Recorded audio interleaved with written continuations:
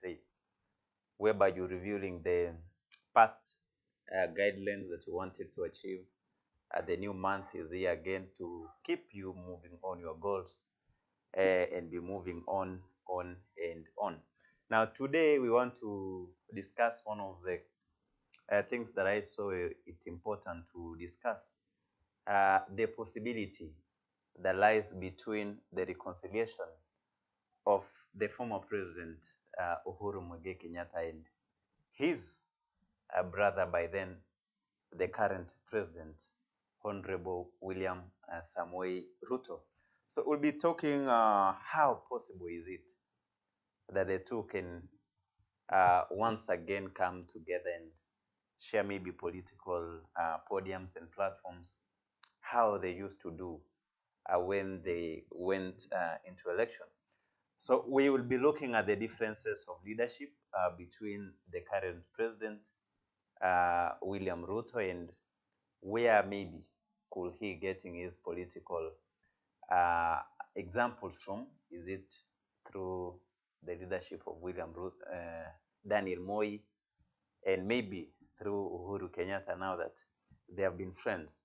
Remember, the president William Ruto came up or grew up his political career through the leadership of the president, former president, and the late president Daniel Arap Moi. So we'll be talking about this as we be analyzing through the screen and be seeing how one of the clergy is giving out what were the possible reasons that made it for the president Uhuru Kenyatta then to differ with this deputy president William Ruto until we go to an election. Up to today, it's not really understood how their friendship is to many Kenyans. Now, we want to see when probably, or first, what can you say about the President Ruto's style of leadership? Now, here we want to see that it's only 1 year since President William Ruto took over as our president, and we want to give him more time to see how he will revamp the country's economy. He is a shrewd and visionary leader who I can equate to the likes of Thomas Sankara of Burkina Faso and John Pombe Magufuli of Tanzania, who died in last year, 2021, who are determined to transform the economies of their countries after they came into power. But unlike the two leaders, what we are witnessing is a lot of wastage of public resources and the increase in the number of taxes. Now, the clergyman Yego here, Silas, being asked what does he consider in President William Ruto's style of leadership. Now, we come to find out that President William Ruto is a very determined leader who goes forward to look for his dreams and is very ambitious. Now, he is equivalating the leadership style of our President William Ruto to that of Thomas Sankara of Burkina Faso, is the late. For those of you who knows the history of Burkina Faso and their transformation, it's being dated back to their famous good leader, President Thomas. And again, clergyman Silas Yego is resembling the leadership style of our President William Ruto to that of President John Pombe Magufuli, the late of Tanzania. May God keep their souls in peace until maybe the resurrection morning. Now, he's talking about the main thing and challenge that's affecting the Kenyans at the moment. It's high taxes. The high taxes that the country is getting, and many Kenyans, those both employed and unemployed, are the ones that has first challenged this leadership in first year term. So you find that the first year in office, the main challenge that the leadership of President William Ruto is encountering is the challenge of heavy taxation to Kenyans. He's only talking that he is very determined to work out and see that the leadership of of President William Ruto is going to see a way on how to sort the issues of taxes. We know that they have branded him as Zakayo, the tax collector, the famous one. Now, he's also talking about the other issue that have you ever had a talk and explained to him, and he's saying that I am still waiting for such an opportunity and I will tell him my mind.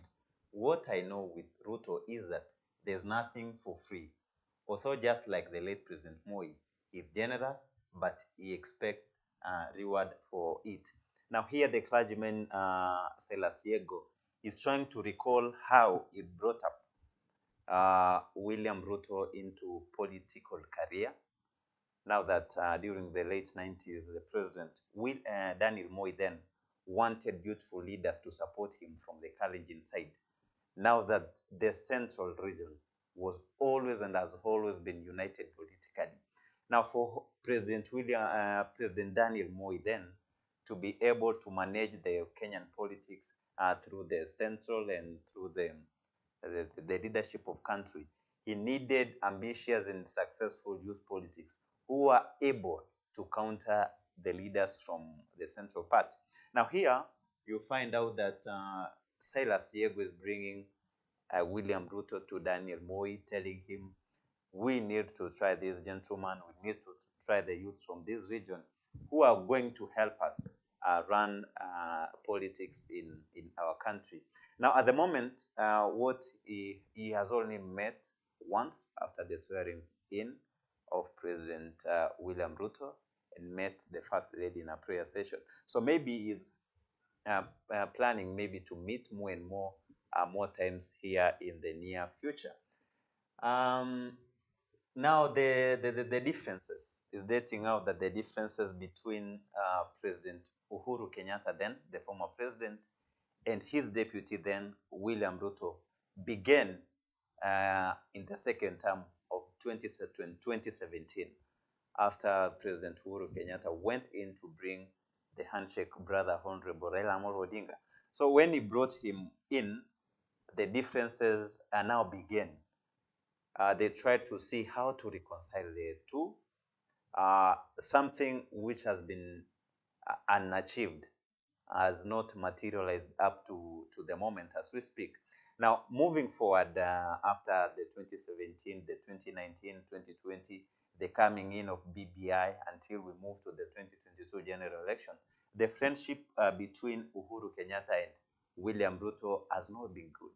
Actually, it turned to serious enmity.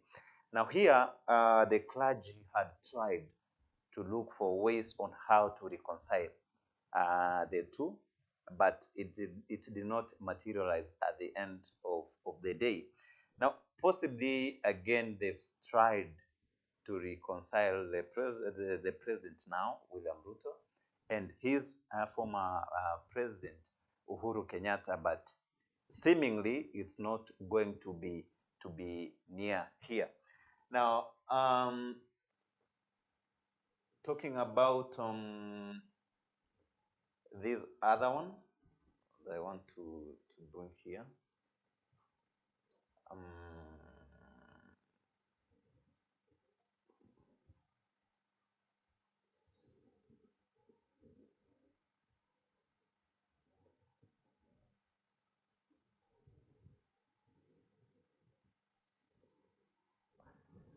Now, the relationship that was there between President Daniel Moi and the president now, current president, William Ruto, what could be the relationship between them?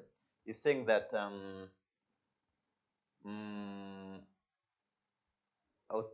so in 2005, Ruto was at ease again after the Orange versus Banana referendum when he parted ways with Moi and Kanu to join the ODM bandwagon, but I consider that to be a personal decision.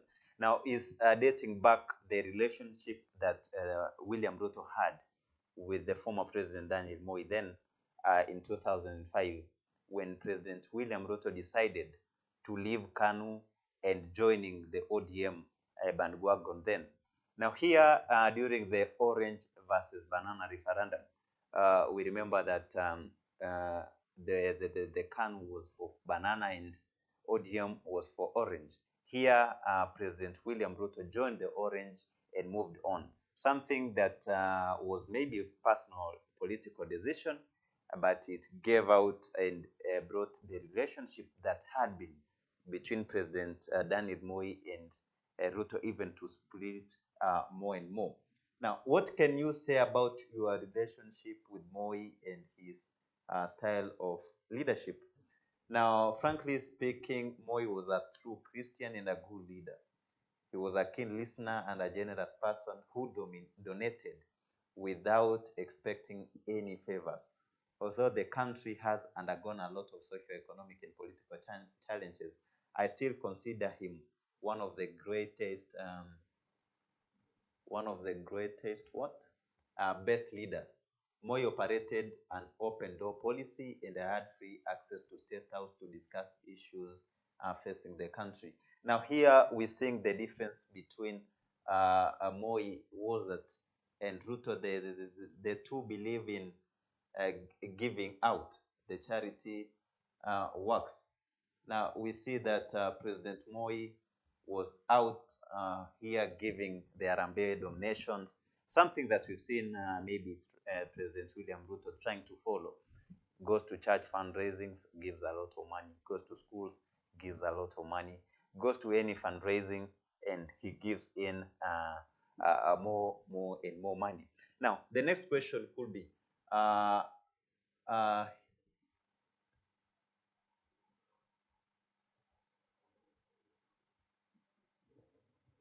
the genesis now. We want to see the genesis of this leadership.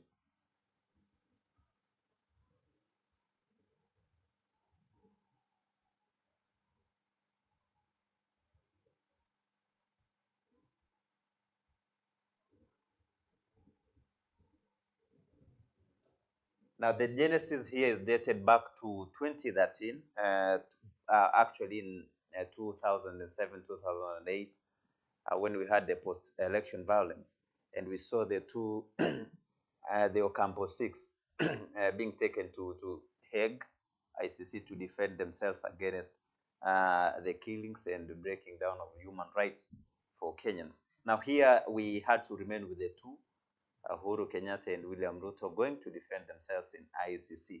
So after their case was done, they came back and they started the campaign for the 2013 general elections. Now, here we see that President William Uhuru Kenyatta then and William Ruto, they campaigned the same, speaking of the same speech and tone, and something that we saw it coming to give them a victory. Now, in the first term, so they said that miaka yangu kumi, miaka ya Ruto kumi. And now here again, William Ruto alipoona kwamba 2017 pale kinaweza kuwa kikiumana, so he decided to differ with his friend then Uhuru Kenyatta, and then moving forward to bring his political career. Now, do you think now, who else was involved in the reconciliation bid? Now, there was a team of clergy and the reconciliators who had this bid to reunite Uhuru Kenyatta and William Ruto. Now, there were many clerics, including Archbishop Anthony Muhevia, Bishop of Nyeri Diocese, Jackson Olesapit, Philip Anyolo, now the head of Catholic Church in Kenya. We have Bishop David Oginde, and many others who tried, and Robert Langat. Now, these one were involved. Actually, they tried to find out a one-on-one meeting between Uhuru Kenyatta and Raila Amolo Odinga, something they did not see it come through. Another question that it was being asked was about, do you see any possibility of the two leaders reconciling in the near future? Now, here it's a tricky question. It says that I cannot say yes or no, but it will definitely be not easy. They seem to have deep-rooted differences and a lot of imaginary fears. Now here, to many Kenyans, and even to many political analysts, they don't find it easy to say that it is easy for President William Ruto to reconcile with the former President Uhuru Kenyatta. So it seems that it's something um, that's not going to be easy, because the two have many political fears, and they could be fearing more what will happen. We've seen Uhuru Kenyatta coming recently saying that President William Ruto achane na familia ya Kenyatta, achane na watoto wake. And these brought issues even during the demonstrations, when the property of President Kenyatta's family property was being destroyed. So he came out, and many key leaders from Kenya came out condemning this act, and saying that they want it to be a very good one. Now, next, we want to see what.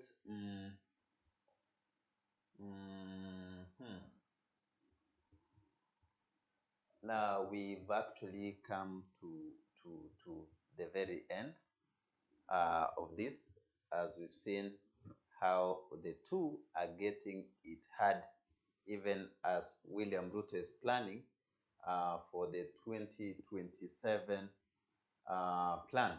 So we'll talk a little bit of how the two, so you can see here. So this is the President William Ruto, very anxious, ambitious president, and his counterpart, the former president. Huyu alisema miaka yangu 10. When I finish my 10 years, Ruto atakuja miaka yake 10. And others are saying that maybe he helped William Ruto by playing Mheshimiwa Raila Amolo Odinga. Many don't want to believe that it can be possible that the two between Uhuru Kenyatta and William Ruto, maybe they are friends, and they have hidden agenda behind the 2022 general elections in BBI and the handshake. So maybe the handshake was to handle and fix Mheshimiwa Raila Amolo Odinga into a corner, so that he could pave way for William Ruto to become president, as we've seen. Anyway, you will tell us that in the comment sections. What do you believe the two are? Are they really enemies? Are they friends? Did they play Raila Amolo Odinga? Or they're complete enemies? And we recall that in politics, there's no permanent enmity or permanent friendship. So it could be a well-planned script that saw the four coming together. Now, very quickly, we want to talk this one.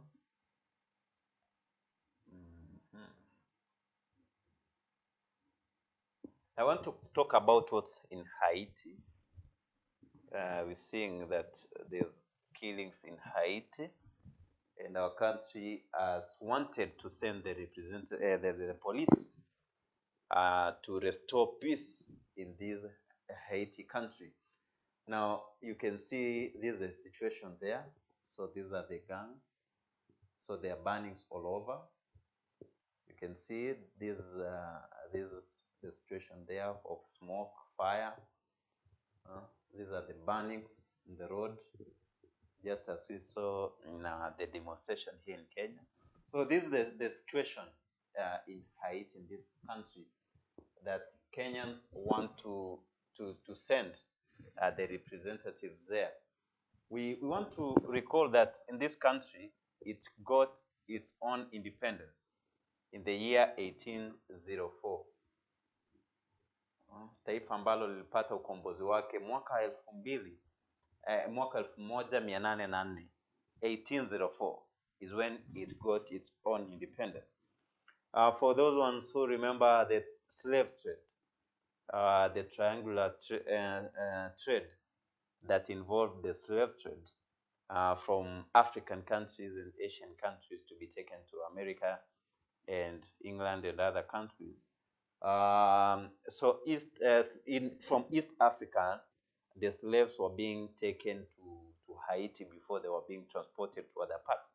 Now, Haiti is a country that they are being the many residents there. They are Africans or they are blacks, to say that, and their main language is French.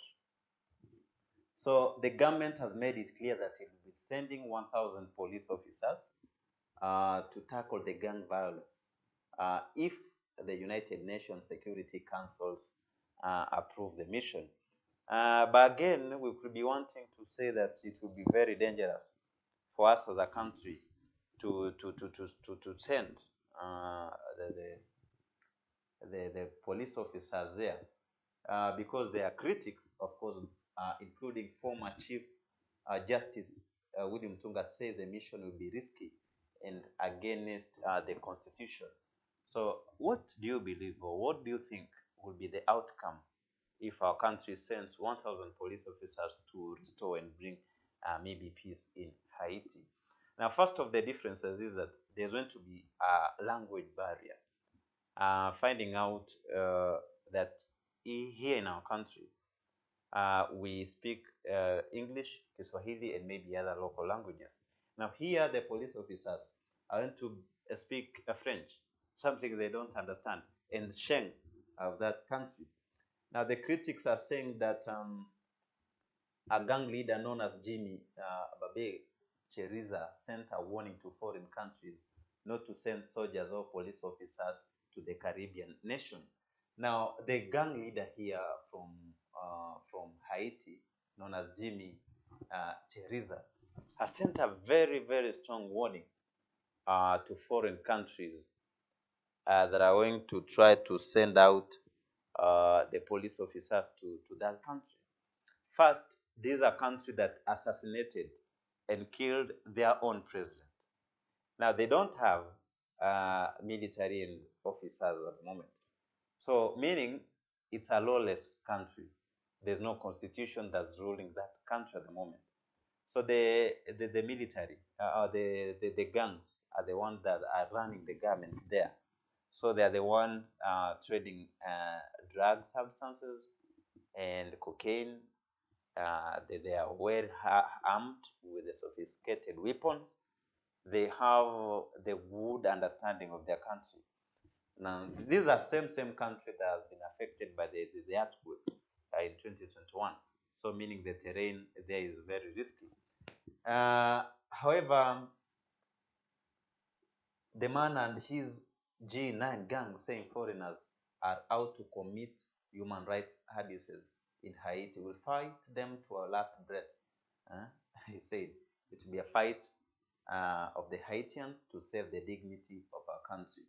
Haiti became the first black majority nation after defeating slavers uh, and French colonialists in the 18th century.